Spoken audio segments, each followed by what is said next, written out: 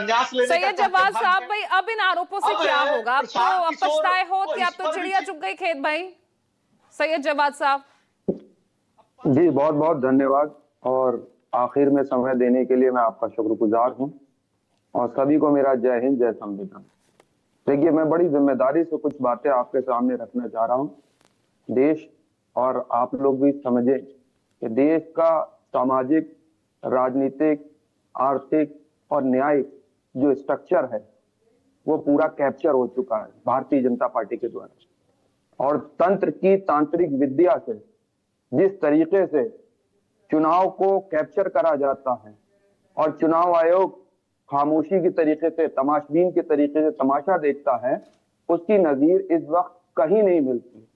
वो है ना कि जो ख्वाब देखे थे मैंने अपने जहन में, ना मैं कह सका ना मैं लिख सका, कि ज़बां मिली तो कटी हुई और कलम मिका तो बिका हुआ। आप बताइए कि राहुल गांधी साहब ने जो सवाल उठाए वोट चोरी को लेकर के, क्या उसमें कोई तथ्यात्मक बातें उन्होंने थी या नहीं थी? उन्होंने तो साफ बताया ना। और जिस तरीके से चुनाव आयोग की निष्पक्षता को लेकर के भारत ही नहीं तमाम जगह सवाल खड़े हो रहे हैं, क्या उसको नजरअंदाज कर देना चाहिए? हाँ, हम हारे हैं, हम हारे हैं, चुनाव आयोग के सामने हारे हैं, और जो तंत्र की तांत्रिक विद्या थी उसके द्वारा हम हारे। लेकिन अभी भी हम लोगों का हौसला नहीं हारे, जनता की आवाज नहीं हारे, गरीबों की आवाज नहीं हारे हैं, युवाओं की आवाज नहीं हारे। और जब तक कांग्रेस पार्टी कब तक इन्हीं हार के कारणों के पीछे जो आप असल वजह है आप उसको छिपाते रहेंगे सैयद जवाद साहब? अब तो कांग्रेस को अपने ऊपर काम करने की अब तो जरूरत है। सुनिए पूजा, हम वजह नहीं बता रहे हैं, हम बता रहे हैं कि हमारी हार का कारण जो है इन वजहों से भी रहा है। क्योंकि हम जब भी सवाल खड़े करते, जनता ने ही इस मुद्दे को नकार दिया भाई। जिस SIR वोट चोरी को आप लगातार आप सड़कों पर उठा रहे थे, जनता ने नकार दिया। नहीं, जनता ने नहीं नकारा। और जनता ने नकारा होता तो हमको भी 40% 38% वोट मिले। यानी जनता ने इन मुद्दों को लेकर के वोट दिए हैं। 3 से 4% के डिफरेंस से अगर हार हो रही थी, और उसमें हार की जो 3 से 4% का डिफरेंस आ रहा है, उसकी वजूहात भी तो देखिए कि हमें किस तरीके का सपोर्ट मिलता है।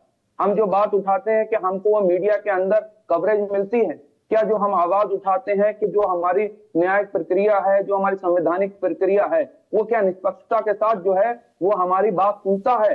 ये भी तो सवाल रखना चाहिए। युवाओं को बेरोजगार बनाया जा रहा है, आंकड़े आपके पास भी हैं, तमाम आंकड़े रखे हुए हैं देश के सामने, क्या इससे मुंह फेर लिया जाए? जो इस तरीके से आज की डेट में करप्शन खुलेआम हो रहा है, पहले ढकी छुपी चीजें हुआ करती, अब तो खुलेआम हो रही है, क्या उसको नजरअंदाज कर देना चाहिए? वो लोगों के बीच नहीं है। आज न्यायिक व्यवस्थाएं क्या हो गई है, क्या उसको बिल्कुल नजरअंदाज कर देना चाहिए? ये तमाम मुद्दे हैं पूजा, हम जान रहे हैं इस चीज को, लेकिन तो उन मुद्दों पर आप मजबूती से नहीं लड़ पा रहे हैं ना, फिर ये सवाल हुआ। मुद्दे हैं लेकिन मजबूती से आप नहीं रख पा रहे हैं जनता के सामने, फिर इसमें भी आप ही की विफलता हुई ना। सुनिए, नहीं, हम मुद्दे मजबूती के साथ रख रहे हैं ग्राउंड लेवल पे। पिछली बार भी कारण कांग्रेस ही बनी, बिहार में महागठबंधन की हार का, और इस बार भी आप ही सबसे बड़ा कारण। नहीं, हम हार का कारण नहीं है, हम हार का कारण नहीं है। हमने जो मुद्दे उठाए, जो बातें उठाए, जो इश्यूज उठाए, वो जनता तक पहुंची है। लेकिन उसमें बहुत बड़ा, अरे महाराष्ट्र में पूरा सामना ने इतना बड़ा आज उन्होंने आज जो है आर्टिकल लिखा है, वो कांग्रेस को आईना दिखा रहे हैं। सुनिए, हम ऐसे उनकी बातों को जो है ना, हम अपने सरमाथे पे इसलिए नहीं लेते हैं क्योंकि जिस तरीके से मीडिया के अंदर कवरेज मिलना चाहिए विपक्षी दलों को नहीं, आपके अपने ही भाई पूरी कवरेज दी जाती है। अब आप कवरेज पर आ गए, पूरी कवरेज आपको दी जाती है, पूरा आपको टाइम दिया जाता है अपने पक्ष रखने के लिए, फिर आप कह रहे हैं आपके अपने ही आप पर आंखें तरेर रहे हैं। सैयद जवाद साहब, सैयद जवाद को राजनीतिक विश्लेषक क्यों लिखा? कांग्रेस प्रवक्ता आपने लिखा होता। नहीं, कांग्रेस का पक्ष वो आज रख रहे हैं निखिल आनंद जी। जब आपकी तरफ से कोई प्रवक्ता नहीं आता ना, तो आपके यहां से भी राजनीतिक विश्लेषक आता है जो आपका पक्ष रखता है। So please understand this. Syed Jawad साहब, जल्दी से बात पूरी कीजिए, अमिताभ के पास जाना है मुझे। सॉरी, मैं देखिए 3-4 बातें हैं। मैं बिहार चुनाव के अंदर था, मैं 20-22 दिन बिहार के अंदर रहा। हाँ। लोगों के बीच, 22 दिन में युवाओं बिहार के को समझ बीच, लिया। बुजुर्गों के बीच, महिलाओं के बीच एक फैक्टर ये काम चले कर रहा ठीक है, था। मैं एक बार अमिताभ के पास जाना चाहूंगी क्योंकि यहाँ पर देखिए सरकार, अब रुक जाइए, शपथ ग्रहण को लेकर देखिए लगातार यहाँ तैयारियां चल रही हैं, मीटिंग्स का दौर है। खबर ये भी आई कि जेडीयू के संजय झा और ललन सिंह वो कल रात दिल्ली पहुंचे हैं। अमिताभ, क्या अपडेट इसको लेकर? अभी भी कुछ फंसा हुआ है क्या? देखिए, जब नतीजे आए थे उसके बाद संजय झा और बिल्कुल फंसा हुआ है पूजा, और ये पेज फंसा हुआ है दो बातों को लेकर। एक तो विधानसभा के अध्यक्ष पद को लेकर, दूसरा कि इस बार बीजेपी चाहती है कि भले ही मुख्यमंत्री नीतीश कुमार बने रहे हैं लेकिन गृह मंत्रालय बीजेपी के पास आए, और इन मुद्दों को लेकर ही बात लगातार दौर चल रहा था। और पहले राउंड की बातचीत में संजय झा और ललन सिंह दोनों दिल्ली गए थे लेकिन लौट आए थे, और आज बीजेपी विधायक दल की बैठक और जेडीयू विधायक दल की बैठक होने वाली थी, लेकिन आज एक बार फिर उसे टाल दिया गया। अब वो कल होगा।